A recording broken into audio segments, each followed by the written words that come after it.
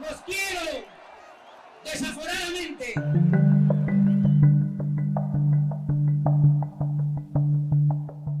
La carrera política de Andrés Manuel López Obrador no se limita a los 18 años previos a ocupar la presidencia de México.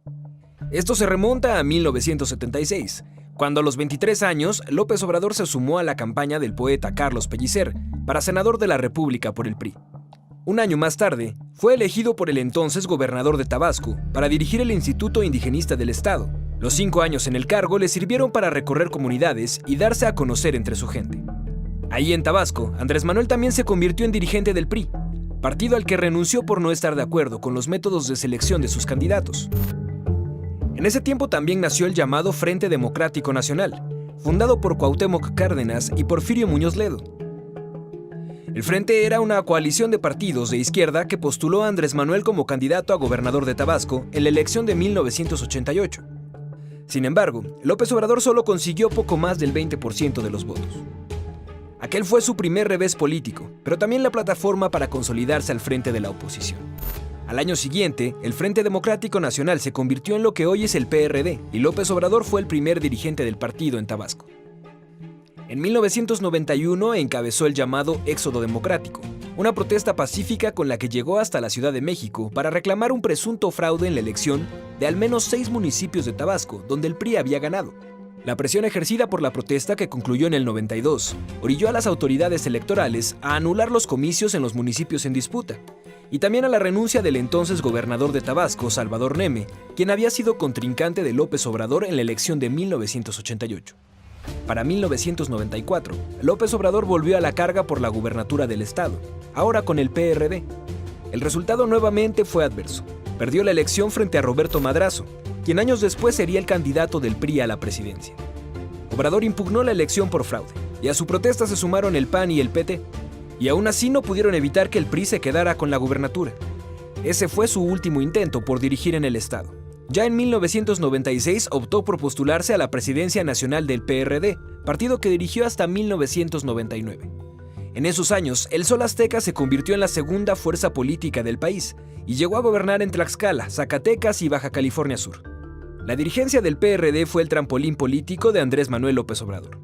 Un año después de dejar la cúpula perredista, se postuló como candidato al gobierno del todavía Distrito Federal. Esta vez las urnas estuvieron de su lado, y en diciembre del 2000, Andrés Manuel se convirtió en jefe de gobierno, el mismo año en que Vicente Fox llegó a la presidencia.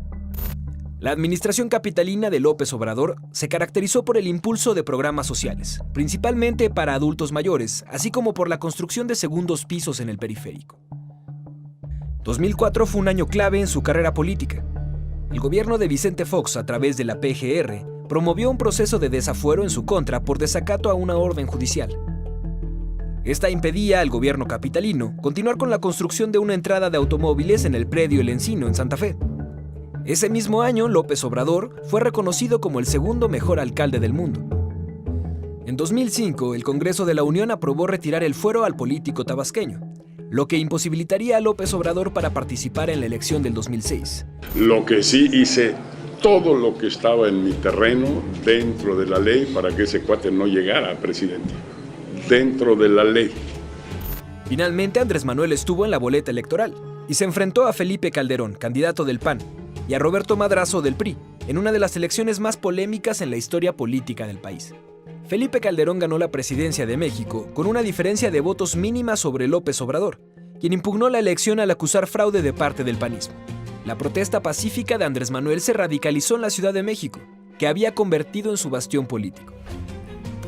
Junto a sus seguidores, bloqueó Paseo de la Reforma para exigir al Tribunal Electoral que se abrieran los paquetes y se contabilizara voto por voto.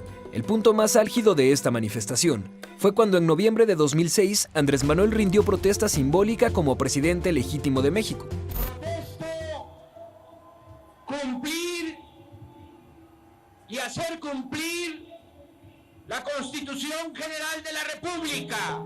Para muchos había perdido credibilidad y para otros fortaleció su presencia en el país. Pasaron 4 años para que López Obrador volviera a la escena pública. Y en 2010 anunció en el Zócalo capitalino su participación en la elección presidencial de 2012. Empezó un nuevo recorrido por todos los estados del país.